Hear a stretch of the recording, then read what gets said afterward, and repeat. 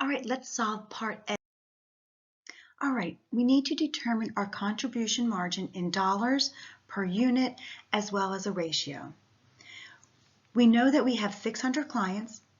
We also know that our selling price is $90 and our variable costs are 60% of sales.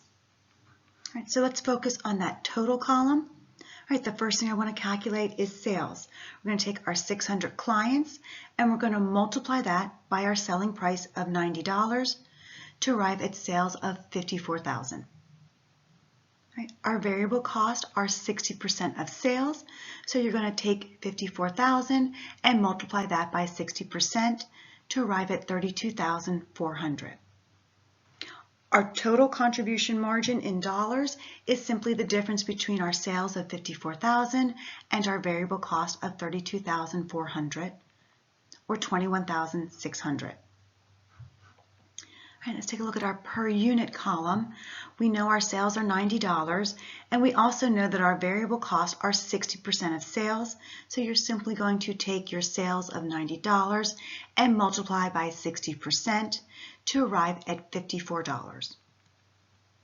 The contribution margin per unit is simply the difference between $90 and $54, or $36. All right.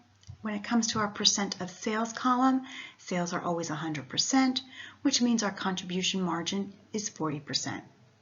Right? My preference is that you would calculate that using either the per unit numbers or the total numbers. So you would take the 36, the contribution margin per unit, and divide by the selling price per unit of $90.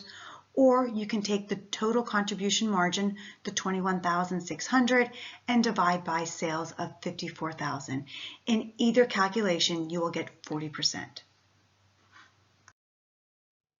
All right, part B, we're going to calculate the break-even point in dollars and units, and we will be using the contribution margin technique.